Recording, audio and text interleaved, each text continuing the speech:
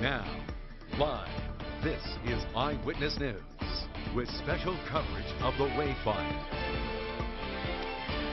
Good evening and thank you for joining us tonight. I'm Courtney Bryant. The Wayfire continues to burn tonight in Wofford Heights, torching over 3,300 acres and destroying at least 8 homes.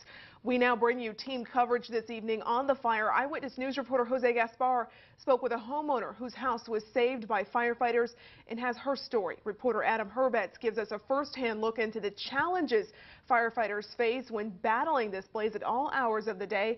And our chief meteorologist Miles Musio will show us how the weather conditions will be impacting this fire. But first, we'll start with our very own Kurt Rivera live in Kernville with the very latest on the progress made so far in this fire. Kurt? Well, day 2 of the Wayfire coming to a close, but the good news is there is progress being made on this fire.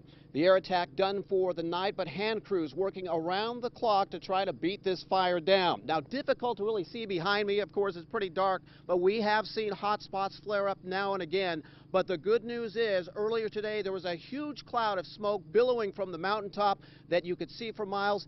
That no longer is the case. Now, here are the very latest numbers that we have from the BLM and the U.S. Forest Service. We can put them on the screen. Over 3,300 acres have burned. That's just barely over 100 more acres from yesterday, so that is good news. 5% containment, that's up from 0% containment, so that is also good. Here is the bad news, though. 10 outbuildings have been burned, according to the U.S. Forest Service, and 8 of those homes have been destroyed in the area. 455 firefighters on the fire lines tonight. However, that number should increase tomorrow as more firefighters from across the state and from other states even will converge on this area to fight the Wayfire. There are closures that remain in place that haven't changed from yesterday. Highway 155 at Sierra Vista, Adams, Mountain View, Rock Haven, Sergeant Lane. Those are the closures. Evacuation centers still intact, still in business tonight at Kern Valley High School. Bottom line, no one is hurt, no one hurt by the fire. But again, the bad news, homes have been lost, and our Jose Gaspar out in one of those neighborhoods where he saw some of those homes. Jose? I sure did, Kurt. Now, the good news is that some of the residents who were evacuated yesterday in Wofford Heights, they have actually returned to their homes today. Now, the majority of those homes are still standing. Others, however, were not so lucky. So I walked out here and I looked out on my front porch, and then I looked up at Split Mountain and it was already coming over the ridge. Del Tigan lives on Mar Vista Drive in Wofford Heights. While her home was spared from the fire, the 2 homes right next to her were not. Both were destroyed. Makes me cry. I lost friends' homes. It's very sad. This home, a triple wide modular, belonged to Jeff and Julie Sweet. The fire destroyed everything, leaving nothing but rubble and ashes behind. And the house right next to it is also gone. Just a few signs left of what was once somebody's vacation home. The owners were not here. They live in Southern California. Fire moves in an erratic fashion, destroying some homes, others left untouched. I don't understand how they lost and I'm still standing. Mine is untouched. And as we went up the road on Needham Drive, another modular home also fell victim to the flames. On nearby Wheeler Way, yet another family is burned out. The fire still smoldering. A tractor also destroyed by the fire. Luckily, horses that were here were safely evacuated. Back on Mar Vista Drive, Justin Spite is thankful his parents' house is still standing. Definitely is luck, that's all I gotta say. I mean, it came within inches of our propane tank there. There was a portion over here that burned right in front of our garage. Seems like something might have flew over. It wasn't only luck, though. Spite is grateful to the hard work by firefighters. Oh, there we go. I definitely want to thank the fire department and everybody that worked to put this out as fast and quickly as possible.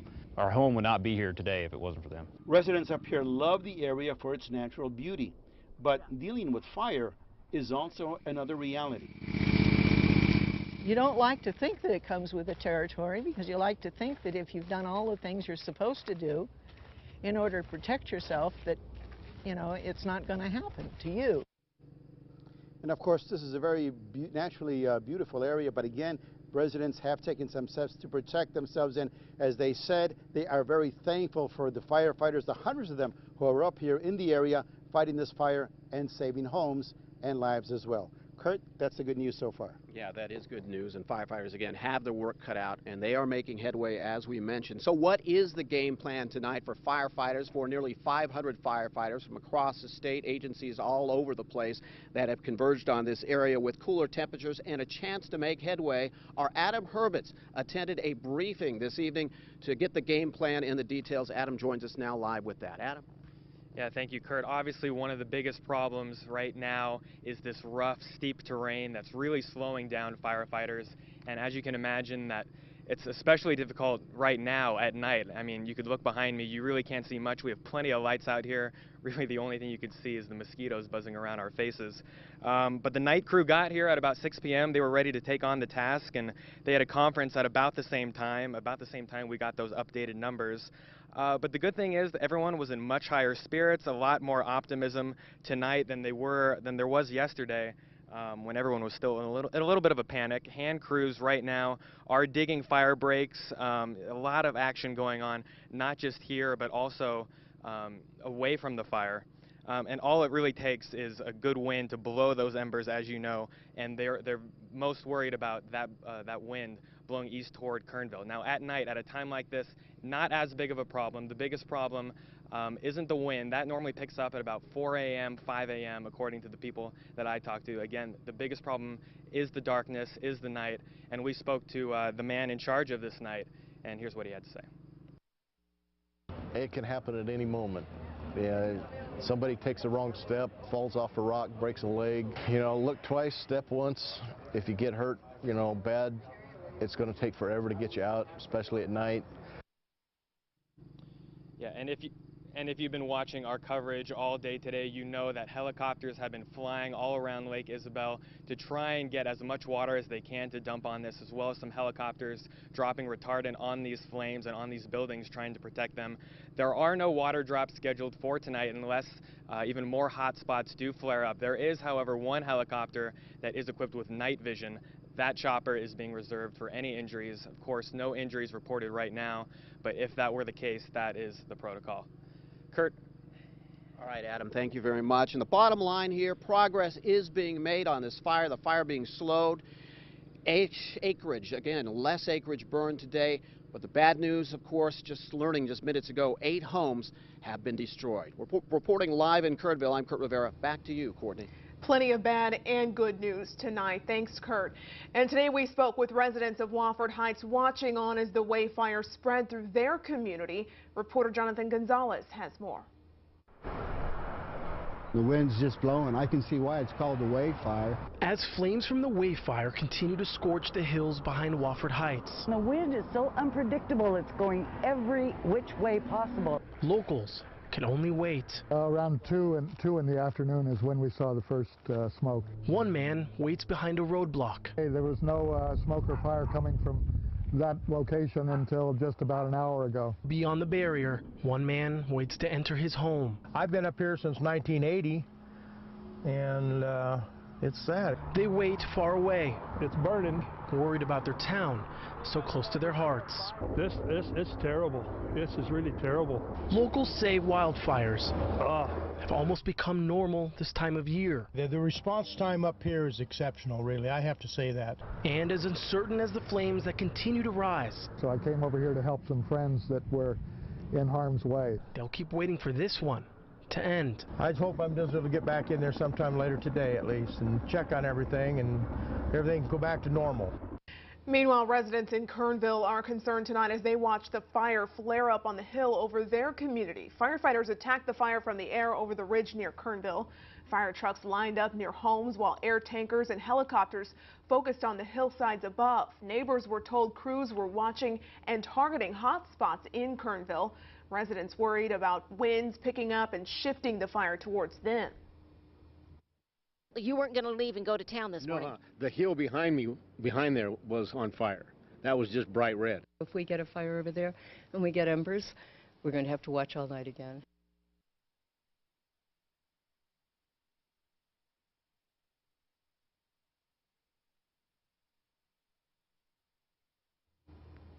And as we've said, weather is a big factor in all of this firefighting effort. And now we take it to Chief Meteorologist Miles Musio with a Well, Courtney, the winds continue to be a little bit unpredictable. You can see up in the Kernville and Wofford Heights area, there's still some gusts up into the 20-mile-per-hour range, but generally things are looking a little bit better. Our temperatures are now down into the 70s, 70 degrees in the Wofford Heights right now, the humidity up to 32%.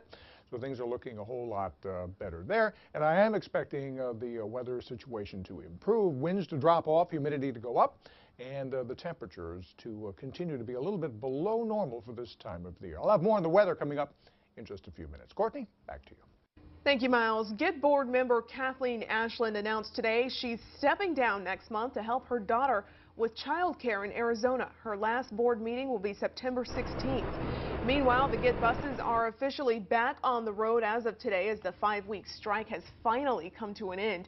And the Golden Empire Transit is offering free rides for all riders from now through September 1st. Get officials and union members finally agreed on a 3-year contract that gives workers a raise each year.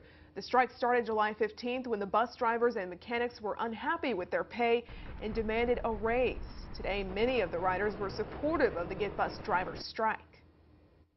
Tremendous achievement for the bus drivers. They won. You know, all it takes is a strive and achievement. I'm happy for the bus drivers because they deserve the raise, you know. They did. There were a few tears of gladness that everybody's back and so it's going quite well. Again, the rides will be completely free now through September 1st, then things are expected to get back to normal.